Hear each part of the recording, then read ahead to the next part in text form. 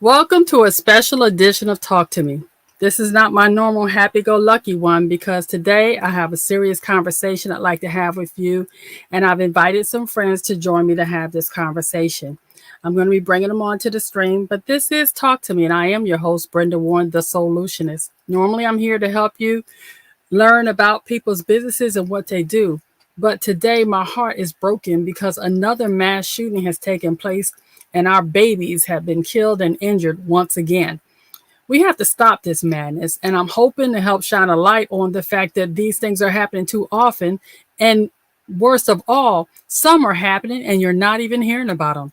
So, my guest today, Adam Fleming and Denise from the Persnickety Bride, is coming up here to talk to us about their experiences with what is going on. So if you give me a minute, I'm going to add them to the stream. I'm adding Adam. There's Adam. And there is Denise. Hi, how are you guys today? Thank you so much for joining me. Adam, I'm going to ask that Denise goes first only because she has to get out of here. She is actually at work and she said she wanted to come in and just speak. And Denise, please tell them how you are involved in this situation and say what you need to say, and then we're going to move on. But I want you all to know that these are two people that I respect and trust and just am honored to have in my life because they're a voice of reasons in dark times. And Adam knows I call on him so much. You've seen Adam before, but this is Denise's first time coming. Yeah, I've never been on before. So this and we were supposed to have an interview about her business, but this right now took precedent. This is a little bit more important. Exactly. Yeah. Denise, you have the floor. Okay, well, my name is Denise Bizipisha Karaya, and I am a Sandy Hook survivor mom. So my now 17-year-old daughter was in the Sandy Hook shooting in December 12. I have to remember the date, 12/14/12. So that was in 2012. And she is now 17. So when I don't even know how to explain kind of how I'm feeling right now. I mean, I've reached out, of course, to the people at Anderson Cooper. I've already spoken to them in the past when it happened to us. The magnitude of what's going on in this country, it's been almost 10 years since Sandy Hook. And having to pull a child out of a fire station, watching the survivors of this, and then knowing so many of the parents that lost children and how it devastated our town. I mean, it devastated the country, but I don't think people actually understand what's going on in the town right now. And besides the fact that they're a small town, they pull as many counselors as they can together. People do come from all over the country and they bring therapy dogs. And I mean, needless to say, we had warehouses full of things that were being sent to us because people don't know what to do, and at this point in time, thoughts and prayers don't mean jack shit. I hate to say it that way. Having and knowing children that passed away and knowing their families here, this is real. This is the loss of life is devastating. The effect it has on families and the effect that it has on every single person. It's such a ripple effect in a town, especially like a Newtown, especially like this small town in Texas. These aren't big fancy towns. These are people that are very close to one another. So you always know somebody who's lost someone. Mm-hmm.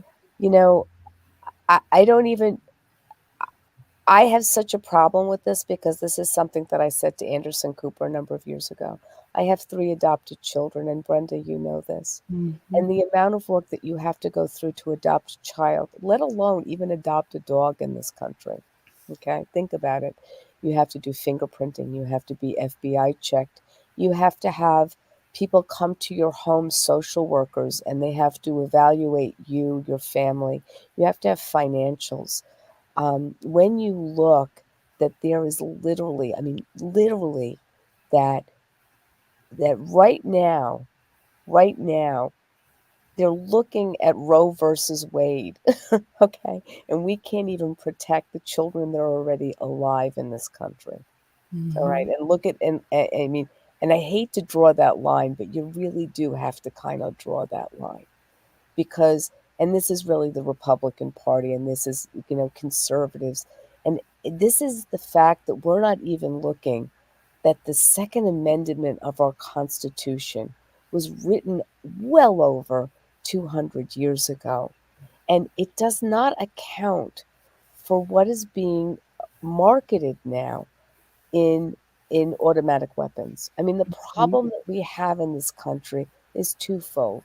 It is mental illness. There is no doubt it is mental illness. But the availability of these type of weapons to get into the hands of mentally ill young men, okay, let's look at that as well. Mhm. This is a travesty. This doesn't happen in other countries because it's not allowed to happen in other countries. Yes. Okay. And when I make the analogy, I don't give if you have to birth a child or adopt it. When you look at the amount, I mean, think about it this way. If we forced every American that had an automatic weapon to have insurance on that weapon, Mm. to be responsible for the potential death of a family in the millions, you tell me how many people are going to be owning those weapons. All right. Mhm. There is absolutely no reason in the world. As the president said last night, there is there is no deer running around in armor out there. I mean, this has Mhm. now gotten to the point of it being absolutely ridiculous. There's absolutely no reason for the level of shootings going on in this country. No reason. There's no viable reason. And I'll tell you quite frankly, I don't know if you both know this, but the Sandy Hook families that sued Remington won. They won No, I didn't know that. $73 million judgment. Wow. Now that's a precedent in this country. It's a precedent. That means that anyone else that gets shot like that, that means that the firearm company is going to be held to task on that on that as well. And I don't think people realize, like, does any of this make any sense? Now, granted, they're all going to have to go and they have to get attorneys, but of course, the groups of the parents, the attorneys are going to get paid off once the settlement gets paid off. And right now, Mhm. attorneys are so angry over all of this, they'll do it anyway to help the families because this is Mhm. a travesty. What I'd really like to see happening, especially now, is I'd love to see the school unions and the teachers' unions rise up against this because in God's name, in becoming teachers, did they ever think in their wildest dreams that they would have to go and they'd have to hide children in closets and they'd have to prepare for live action shooters? This has gotten to a point in this country that is just horrific. I mean, there's no other ways to describe this. I mean, I wrote to CNN last night because I'm at a point right now, you know, the PTSD doesn't go away. I'm going to be very honest with you. The fact that these children, and nobody is getting this, the fact that these children that were in this school, they will not even be able to ever, ever, ever enjoy another 4th of July. Okay? Do you understand that there were kids in our town that if the older kid went and put popcorn in the microwave, they would literally jump, the younger ones would jump underneath the table because of the sound of the popcorn? I mean, people don't understand the level of pain that these children that have gone through that school and heard those shootings now have to deal with. I mean, our town, you can't even get in to see a therapist. Do you know how many therapists we have in this town? You can't get in to see them. And that's 10 years later. And this is 10 years later. And not only that, the divorces, the suicide. I mean, Avriel's father committed. We've had, people do not understand what the trauma and what the effect of this is. I mean, I'll be honest with you. I'm on a what do you call, an anxiety med every day. I was so anxious after all of this, and it kept on Mm-hmm. building and building and building. I started running around my office table. I mean, and then realizing that why am I like this? Like, why am I like this? Why am I always on edge? And now I take medication. And And Denise, that's why I wanted you to come on, because if you had the opportunity to step in with even for a few minutes, because I don't think people, since yours has been, some time has passed, 10 years later, your daughter, I want to know before you answer, so how your daughter's doing. We've talked about You it. know, daughter, the funny thing is about Erin, she is a very resilient young lady. She really is. Like, I don't even know how to begin to describe her because she's just a little fighter. But then again, I adopted her at 2.5 with my husband from China. She was a special needs kid. She's been through leg length difference, lengthenings. This kid has been through it all. Okay. This Mm-hmm. kid ran out the door with her teacher. And the teacher, I'll tell you something, because we had the following day, we all went in to go get counseling. And I saw her teacher and she grabbed me. And, obviously we were all crying. And she said to me, Denise, I was terrified. She goes, I had to hold Erin. I had to run with her because she has a leg length difference and she runs differently. She doesn't have Mm-hmm. a gait, a normal gait. And, the two of them were running and nobody knows what they were running from. They didn't know if there was an active shooter outside or, Mm-hmm. so just the trauma of, I mean, and knowing that Abby grabbed her and knowing that Abby and her ran together. And I know when I got Erin when I got her at the firehouse, they were always in the back room. And I mean, she was just sobbing and sobbing and sobbing. I mean, we used to be, obviously regular churchgoers. I mean, that's what we did. And I couldn't take Erin to church. Something about the chandeliers, the lights in the church, she would Mm-hmm. just burst out crying. Like, I mean, we tried and we tried and we tried. And then finally, we ended up stopping going to mass because the kid just couldn't be in and around for something about the chandeliers. Mm-hmm. And, like I say to people, and I think I've talked about this with you, Brenda, Mm-hmm. life is very fateful, and I've always believed in fate in my life. And I, I knew personally Dawn Hogsprung. I knew a lot of the educators there. They educated my kids. The teachers that survived educated my kids. My two eldest had just left the building that graduated from 4th grade and went into the intermediary school. I almost had 3 of them in the school. For the people that Mm-hmm. had, you've got to understand, for the people that have lost children there, if they have other children in the school, not only are they dealing with the loss of that child, but now they're also dealing with the trauma of the child that's left behind. Absolutely. There's a lot of layers to all of this, and nobody ever wants to talk about all of this because that's what it is. There's a lot of layers here. And, Aaron has come out the other side. And, It's good. we went to therapy a little bit, but again, she's a resilient kid. I mean, she was one of those kids that, honest to God, I don't even know how she does it because they can still go to a movie theater. I have only been to one show in one movie theater during the day, and it was a Disney movie Mm-hmm. because I refuse to go to movie theaters. That's how terrified I am. And after the Sandy Hook shooting, it was December 14th. My birthday is December 15th. Okay. Mm-hmm. And that um that was just, I mean, all I could tell you is I remember right afterwards having to go to the mall for something and standing in line and saying, "Where can I hide if there's a shooter?"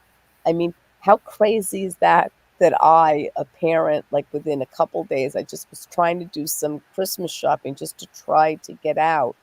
And the first thought I had while standing in line was, where do I hide? Now, I'm thinking, now, a week before, 2 weeks before, I would have never have had a thought like that in my mind. Mm-hmm. But that's all that resonates with you now. That's all that ever resonates with you now when you're in a public place. And it's funny because somebody said to me, "But you've been to the theater, you've been to Broadway." And I'm like, "Yes, but they check your bags and they Mm-hmm. check you well.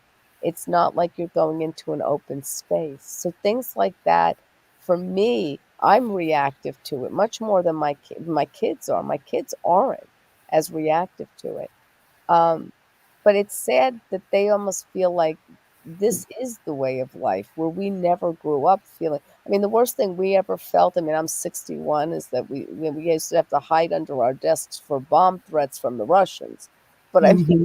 now I'm really dating myself. But, these kids, I remember that. but the truth of the matter is, these kids, all they have ever been brought up on is that they can go to school and they can get shot in school. They can go to a mall and they can get shot in a mall. This is the American way. Excuse me, but what is American about that way? I want somebody. My husband was originally Canadian. He's now an American citizen. Canada, you're not allowed to have guns like this. You have to have mental tests. I mean, there's all sorts of things that you have to have in order to in order to live in that country. You don't just own guns. I would So, just like to say, Denise, for because I know you or have to go for your meeting. Could you tell me what is the one thing you really want people to? And you said a lot already, but what was the best advice you could give a parent right now, looking back, or even knowing right now that they can do to support their children, knowing that this just happened? Because see, you have the hindsight of looking back. You wish you had done this for your child or that. Is there anything you could tell the parents that are dealing? They just lost a child. They may have another child in the school, because I know you had your other kids to deal with after you got your daughter. Is there anything you think parents should be really focusing on to help their children with that resilience? I mean, if you're talking about children that are not in that particular school district right now, I think that based on the age of the child, they should work with supporting within their school district and within their group of friends, having Mm-hmm. their children speak to therapists. I mean, I think it's very important that children understand that they are that that people that adults are trying to keep them safe. That's number Okay. one.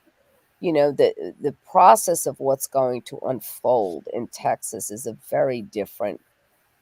It's a very different animal. Mm-hmm. It's just very different. It's not like you're going to, let's say, having a conversation with your child because they've heard of this. You have to work Mm-hmm. within the parameters of your community, Mm-hmm. and if they feel very frightened or whatever, they should, of course, speak to an adult and talk about their fears. And adults should be able to speak to them within the age range and language that they could speak to them of. Of course, the teenagers, the high schoolers, are going to be much more. They're going to be There's going to be a lot more anger as children are older, whereas the younger children just need to be more, uplifted and held, and work through whatever they understand.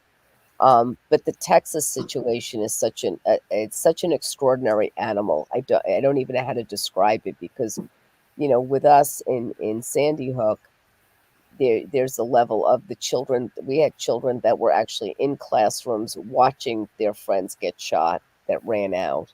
So that's one level of trauma that's way above everyone else. Then you have siblings of children that died.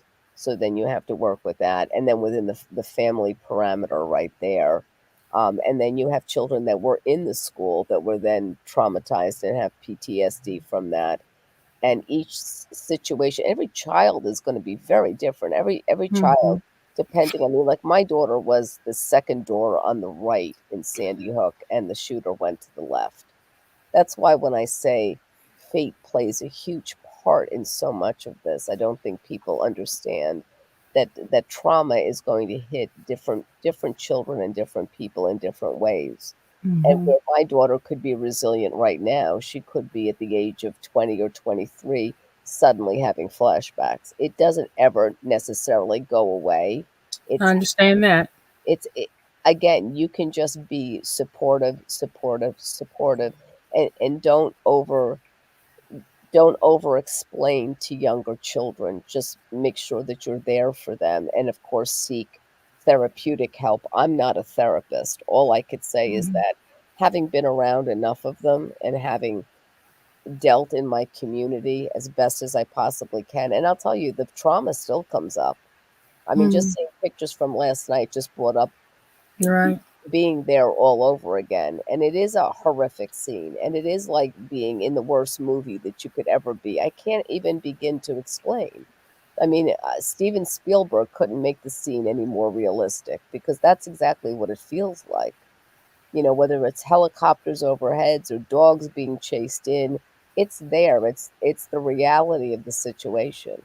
So you just have to, you just have to support the child and the family the best you possibly can emotionally. That's really what people need is the emotional support. And to be quite frank, if it was me and I mean, the country sent us so many things. We had warehouses full of blankets and teddy bears and things like that. And I'll be very honest with you, the best possible thing that anyone could ever do in that state is set up a nonprofit where if one person sent $1 in and all that money be used through therapeutic support within the town and within the people, that's really the best thing that could ever be done because this is a very, very, very long term. Problem. Yes, it's a long-term emotional problem for the community, and they can keep all their teddy bears. I'll be very honest with you. If they could I just, get it. I I'm get it. telling you. Anyway, I do have to go, but Yes, Brenda, it was a pleasure speaking to you. Adam, I didn't get a chance to, but I hope to at some point at another you time. will. All We right. will. Listen, you guys stay safe, and Brenda, thank you for having this conversation. I do appreciate it. Thank you for taking the time, Denise. I truly do appreciate it. We'll talk again All soon. right, sweetheart. Take care. Bye bye now. You too. Adam, you're my go to person. When I need a voice of reason, I'm going to reach out to my favorite coach and mentor, Mr. Adam Fleming himself. And I had no idea when I reached out to you today that you have been impacted just in the past few days yourself in your own community. So I want you to start there. But before you do, I just want to call out some names because the reason I wanted to do this show is because I was so triggered when I heard about what happened in Texas because of my prior experiences. Columbine, Sandy Hook, Oak Creek, Laguna Woods, Emmanuel African Methodist Episcopal Church, Las Vegas, Parkland, New York City subway. When does it stop? And then, as I was planning to have this live, you tell me about Goshen, and that's where we want to go right now to your actual community and what's going on there that was glossed over just because of what happened in Texas. You want to go ahead, Adam, and tell us about that?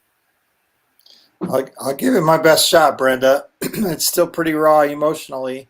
Um, and I think I'm not quite sure where to start. I want to be really careful because we're still Okay. protecting minor names of minors and stuff. And this just happened on Saturday for us. It was not a school shooting. It was in a home. We do know that two people were deceased and 3 were injured. Um, Take your time. the victim who was deceased was a good friend of my 17-year-old son. He was in the junior class. They go to a small private school, so there's only about 30 kids in that class, 30 or 40. So that's a tight group, like Denise was saying. It's Denise, right?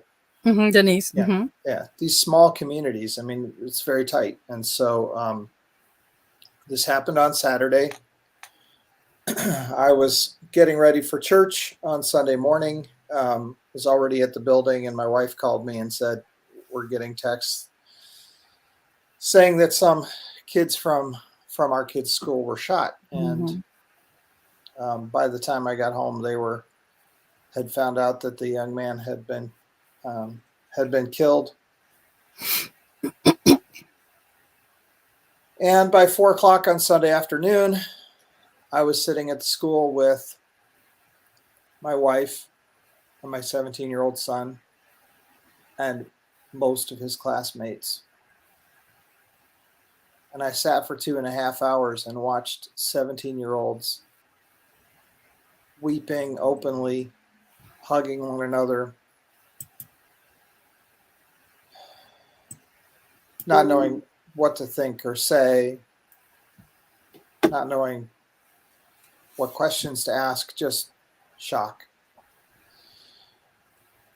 And I figured it out the other day. My oldest son is 19, my youngest is 11. That means I'm 48 years old, and I've done 61 years of parenting. Math adds up. Trust me. Okay. And I don't know if I've had a harder day in 61 years of parenting than being with my kids. One of the injured parties was in my 8th grader's class and was texting him from the hospital. That's how we found out. She's initially said, "I don't know. I think my brother's going to die." And then later on, she confirmed that he did. And so the young man was a friendly guy. I actually didn't get to know him a lot myself, but what I did see of him and how he related to my son, extremely personable and outgoing, the kind of guy who invites everybody else to the party. Last year, when my son was a sophomore, this other young man was the guy who convinced him to go out for the track team. This year, when my son pulled a hamstring and couldn't run track for 6 weeks, he still went to the track meets, partly to hang out with this young man and a couple other of his friends. I wouldn't say maybe, I don't know that my son has a best friend, but there's a group of 4 or 5 guys that are his tightest buddies. And he lost one of his tightest buddies. And I understand because he's that outgoing type of kid, almost everyone in the class lost one of their best buddies, if you know what I mean. Yeah, I do.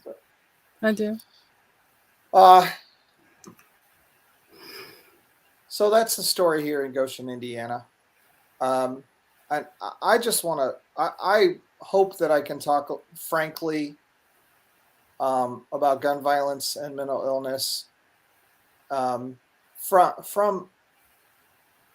understand that some of this may sound like hyperbole, because when you're angry, you kind of put things on like extreme mode. And so I want to acknowledge that up front. I would hope that nobody would ever take a clip of what I'm about to say. And if and take it out of context, if you do, shame on you. That's all I can Absolutely. say. I know, Brenda, I know you won't do that, but I would hate to Absolutely see not. someone else grab this from the internet and just well, say, then I'm going to give you, because I can see, I'm used to you being in total control, Adam. So I'm going to give you an opportunity to gather that. Okay. And put your coach's hat on and help me process through while you think about. So before you say something on this live that you don't want to go viral, I want to at this point, we're all in the raw, because Adam, yesterday, when I first, sorry. Go ahead. Yesterday, when I first heard about this shooting, it took me way back, and I did an IG live on it this morning, but I wasn't completely done, which is why I wanted to do this and reach out to a couple of people to come on and talk about it, because it seems like I'm getting angrier and angrier and angrier, and I'm having no place to put that anger. And I'm saying I'm the voice for the voiceless. So it's time to speak up, because I feel like I've been silent excuse me, too long. And maybe the problem is I'm not using my voice in the right places. It's one thing to have these channels and opportunity to speak. Yeah. But I feel like now I have to take it to the next level, which is to begin to encourage not just myself, but others to really start giving their lawmakers, excuse my language, purity hell. Because all those guys that are refusing to sign for background checks, something that basic, all those guys that are sitting there turning the blind eye that our kids are being murdered in their seats. Yeah. I'm personally sick and tired of it. Yeah. And I have watched man's inhumanity to man when I was in Somalia with all the babies that were coming in, shot up, hurt, and dead and dying, and I had to hold them until they passed, to the point that when I had my own child, I couldn't hold my own child, and it would be, Alex was 9 years old before I even put the two together of why I had so much trouble. So my child missed out on mothering because of my mental health issues.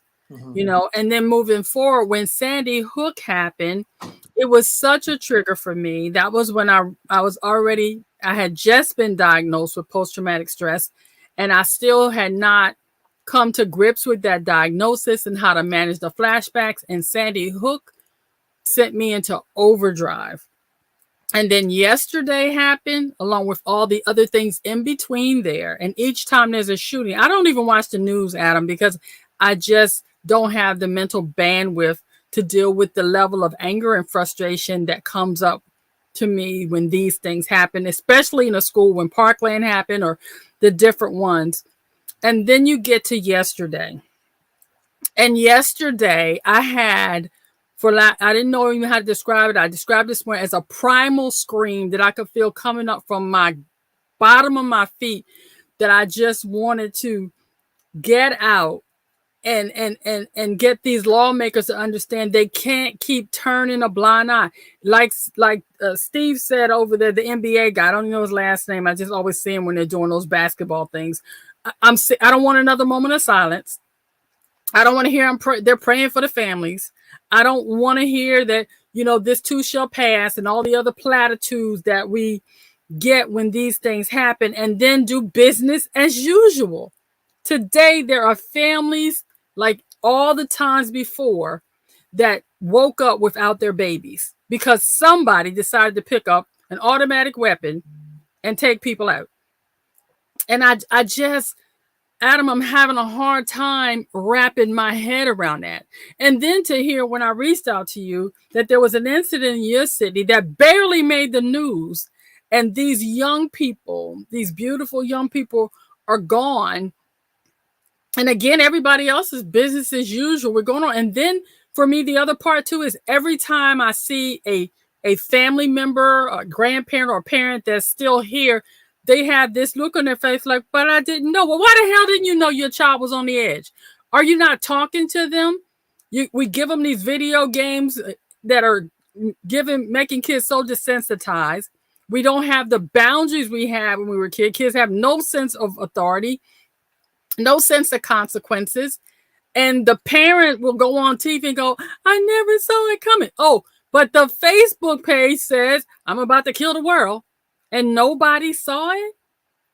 To me, enough is enough, Adam. And I'm frustrated. And right now, venting feels like the only thing I can do. But then I'm saying, okay, Brenda, what's the next level? Who do I need to call? Who do I need to write? Where do I need to show up to lift my voice to say, this is not acceptable? Right. So I thank you, Brenda. You're opening the door to, and I just, there's curse words that I just want to say, but I'm going to try really hard not to. But look, first of all, ZX Gun in Goshen, Indiana, leave town, go somewhere else. Just leave. We don't want you here. Casper's Coin and Gold, I'm not going to buy silver from you anymore because you also deal in handguns. I'm not going to buy my silver and gold at Casper's. I'm done. If you deal in guns, I'm not coming in, and I don't even want you in town. Number two, Jackie Walorski, our representative. This could be fact-checked. I'm not 100% sure on this, but I think it's been 4 or 5 years ago. I saw in the South Bend Tribune that her largest campaign donation was from an assault rifle factory or semi-automatic weapons in Bremen, Indiana, $15,000 campaign contribution. I know why you're not doing anything, Jackie, because you're lining your pockets with blood money. So get out of Congress because you don't represent me. Just leave. Go somewhere else. And how about the Indiana senators? You two guys got to do something too. You guys are all Republicans. We're a red state. I can't do anything about that. But if you can't do something about this, you don't represent me. All right, now let's talk big picture. Because Brenda, you know, as a life coach, I love to talk about legacy with people. Thinking about 400-year plans. Mm-hmm. Not 4-year plans, not 4-month plans, 400-year plans. Now, I'm going to tell you something because you also know that I'm a novelist. Absolutely. It is said that when you introduce a weapon in the first scene of a play, a movie, or a novel, it has to be used by the end. Mm-hmm. I just asked my son about that. He's a student for in film studies, film production. And I asked him about it. He said, "Oh no, that's a big no-no. You can't bring a gun in." And then he said, "Oh, I thought you were talking about improv. Improv is always yes and you raise the stakes incrementally and you add something and add something. The minute you bring a gun into the scene in improv, you kill it because you cannot yes and a gun. You cannot take that story anymore higher in terms of how high the stakes are. Now one character in this improv skit is holding a gun. The skit's over. Gotcha. There's no more story to be told. When you have, I don't care if it's a handgun, a semi-automatic weapon. I don't know weapons the way Brenda, someone with a military background, knows weapons. It doesn't matter what you call them, handguns, pistols, rifles, any of them. I don't care if it's a flintlock pistol from 1620. If you oil it and have the proper ammunition and gunpowder for it, it could still kill somebody. Absolutely. 1620. How long ago is that, Brenda? It's not that long. 402 years. Yeah. So this is what I want to say to America about our legacy. If you don't want this to be your legacy, guns have to be destroyed. Why? Because as long as you keep oiling them and have ammunition for them, maybe not in this generation, but that's the only thing that thing can do. That's the only thing it can do is shoot somebody. Yeah, okay, you can use it for target practice for how many generations are in 400 years? 20? So praise God if you don't have mental health problems in your family. The shooter we had in our community, nobody knew, didn't see it coming. So you think you've got a handgun that's safe in your home? You don't know that. Mental illness hits what? 1 in 5, 1 in 4 adult Americans at some point in their adult lives. So if you have 4, 5, 6 people in your family who will all eventually be adult Americans, that means that at some point your family may be susceptible to having some mental illness that you didn't expect until it happens, and then it's too late. So the only thing that gun is good for is to shoot somebody else, and as long as you keep cleaning it and oiling it, I don't care if it's this generation or 100 years from now or 300 years from now, that's still what it's there for. That's the only thing it can do. If you introduce it into your life and into your family, generationally, somewhere along the lines, it's going to get used on a person. Law of averages, right? It's statistical. It becomes statistical. Like it's like Joe DiMaggio's hitting streak. 56 games, right? And if you study the statistics, every time a baseball player gets a hit in a game, the next game the odds are even less. that they'll get a hit in another consecutive game. It's almost impossible to duplicate that record because of statistics. Invert the same statistical law, and as long as that gun is in existence, it's just statistically at some point it's going to get used. Just like as if it was introduced at the beginning of the movie, you know it's going to get used at the end, or at least pointed at somebody, right? So I'm appealing to us on a legacy level that we've got to think about our weapons as something that will, just like introducing it in a novel or a movie, eventually, statistically, it must be used. Which means statistically, it will happen in your community. Maybe not this year, maybe not next year, maybe not for 100 years.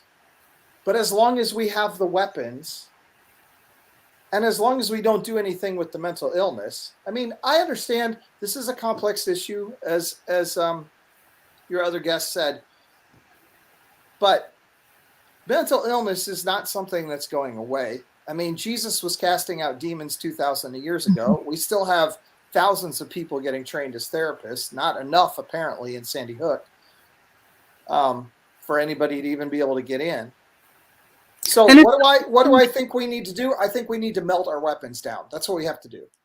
And see, for me, Adam, I'm not at the place where I think we have to melt our weapons down. And again, that's from my military background and from how I grew up.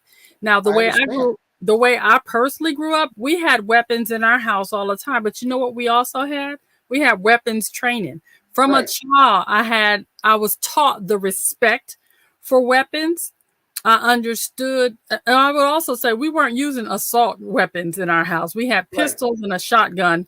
We weren't going to be able to take out half of the neighborhood with what we had in our house. But if someone came in our house, we had the ability to protect ourselves and others. We knew not to point weapons at anybody but we were taught that I remember using weapons at the age of 4 or 5 years old. But again, we were taught what they were for, how to use them, not to point at anybody. People now are given weapons, no training, no anything. When I got to the military and got further training again, when to use it, when not to point, because the only reason you point a weapon at somebody is to shoot them, period.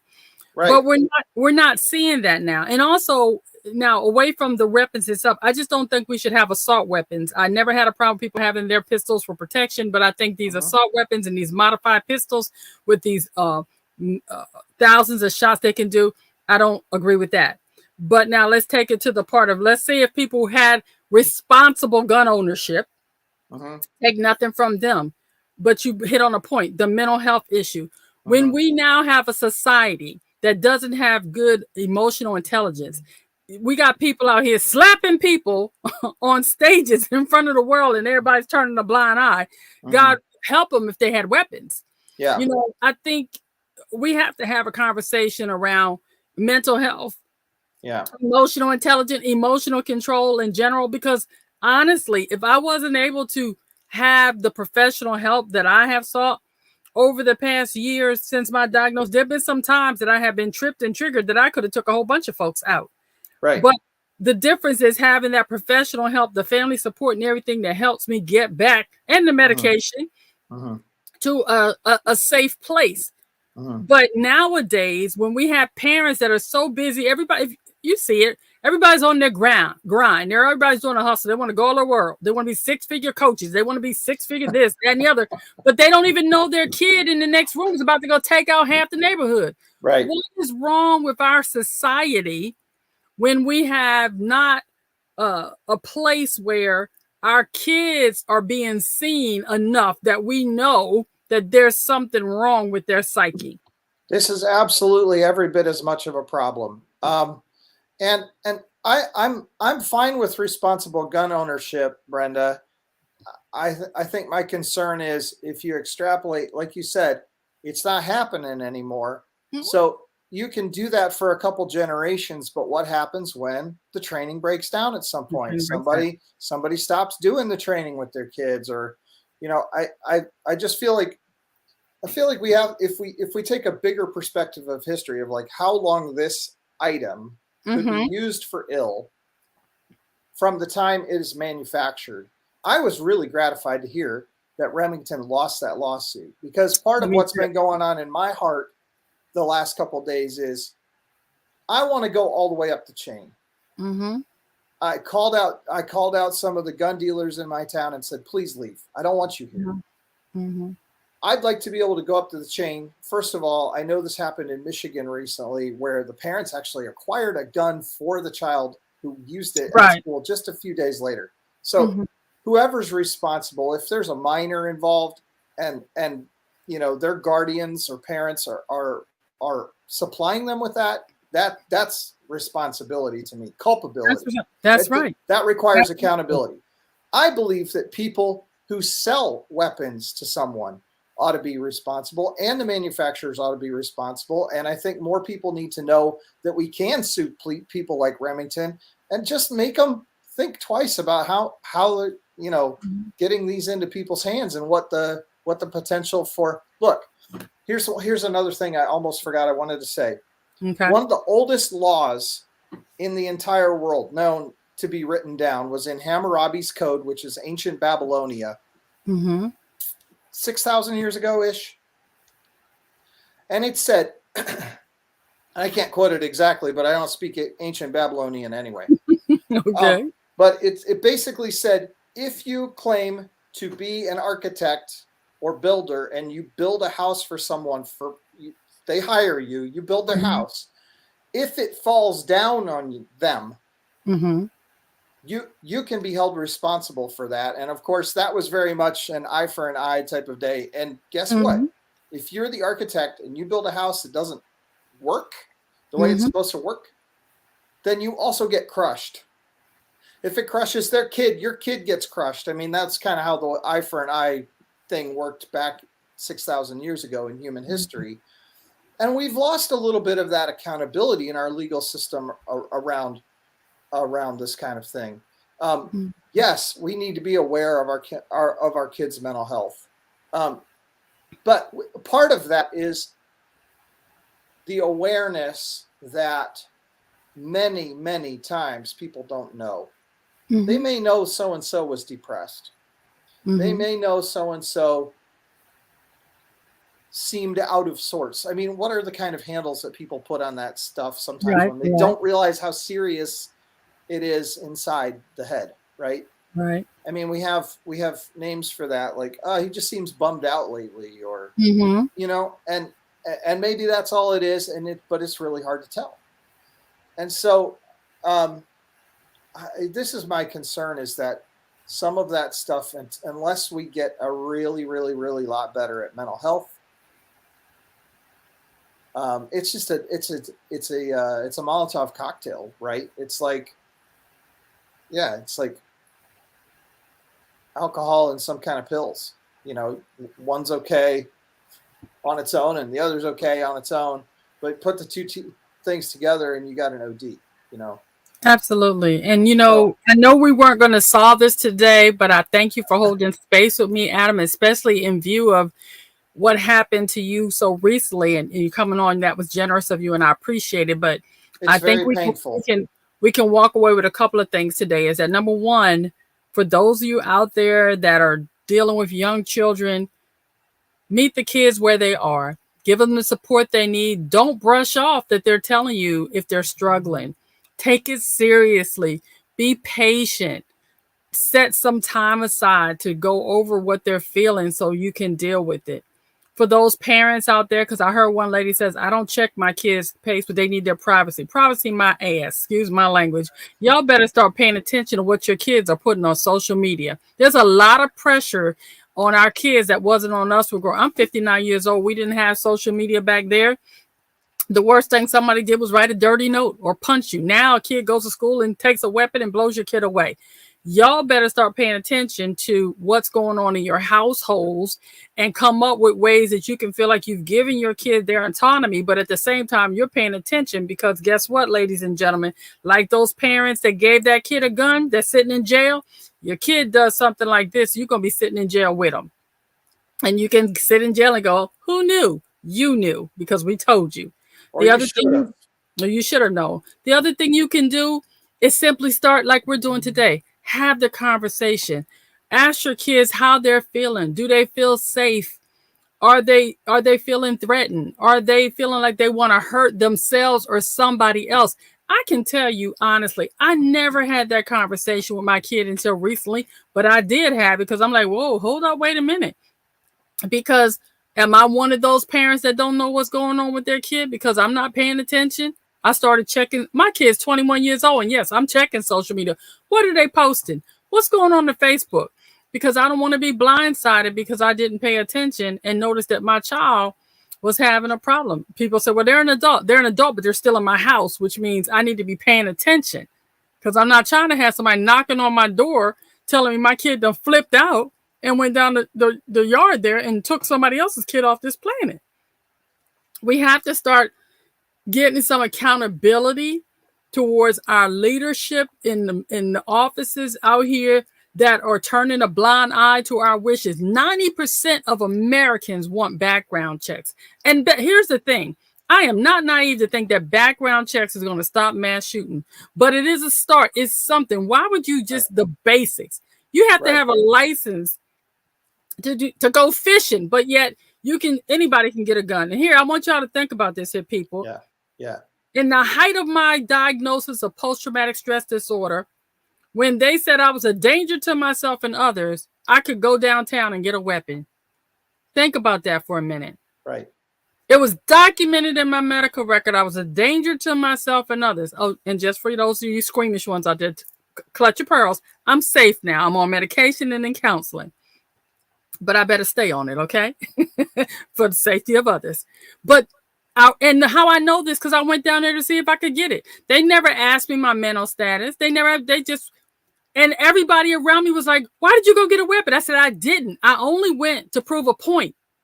Why would they give me a weapon? Because our laws say they don't get to know my medical history. They don't know my background. But if I had got that weapon, came back to my house and hurt myself or others, then everybody was like, oh, wait. Everybody knew.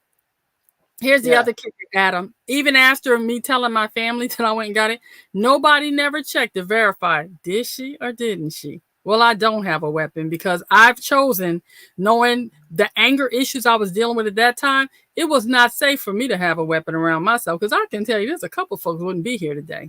That's just plain truth. Right. And so if I know that about myself, what about all those other people around me? We're now, road rage is on a rise in America. You can look at somebody wrong and they're ready to fight. They're ready to shoot. They're ready to stab. Box cutters at a graduation, Adam. If it's not guns, it's something else.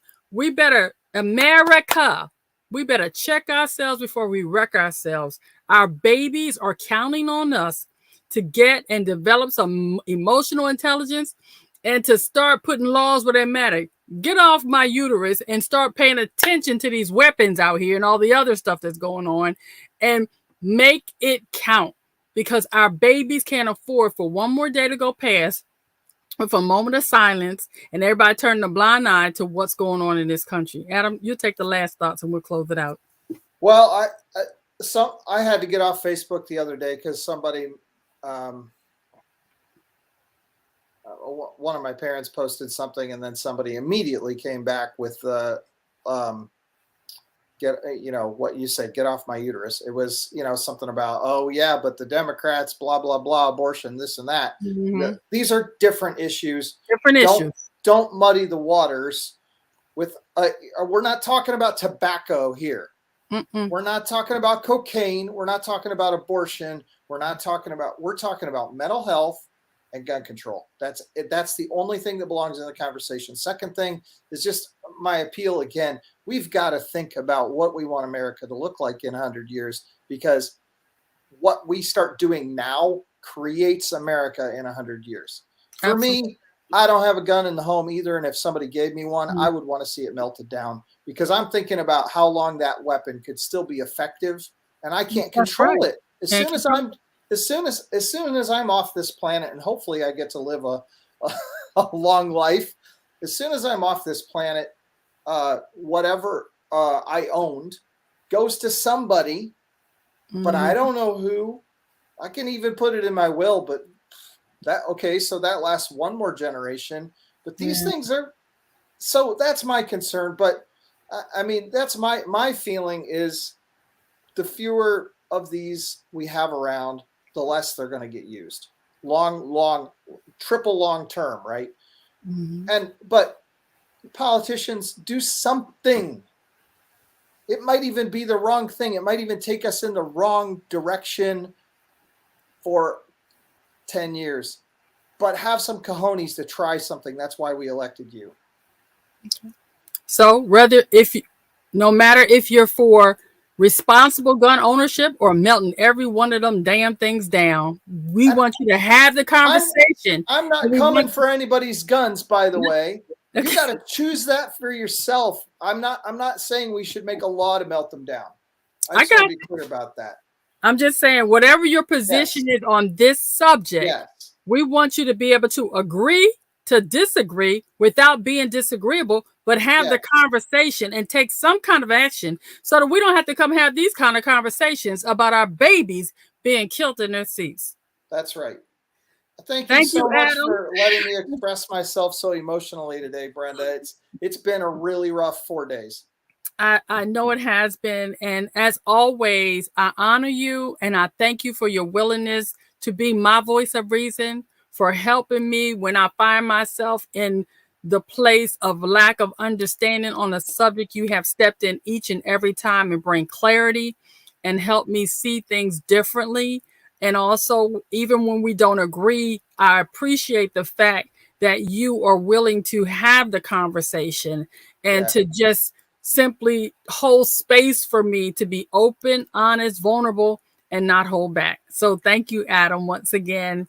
I hope your days get better. I am praying for you and your family. I'm also going to put the link so that we can get people to support the young man's family that needs help with the funeral arrangements. I have already posted that on my Facebook page. For any of you that's listening, go to my Facebook page. You'll see the link there. The young lady that put that out there said there are other people that are copycatting, trying to get money off of Instagram and other places. Do not go there. The only official place to help with the young man in Goshen is on a Facebook fundraising page. They've already raised about $21,000 and they need a few more to hit their $25,000 goal. If you want to be part of the solution and not part of the problem, go support this family so that they can properly bury this young man. And again, Adam, thank you for bringing that unfortunate incident to our attention. We can't turn a blind eye to any of them because every one of them is somebody's child. And we need to get this stopped. Mass shootings must be stopped. Be blessed, everyone. And remember, the choices you make today will be the reality you live tomorrow. Choose wisely. And can we choose to get rid of these guns? Just saying.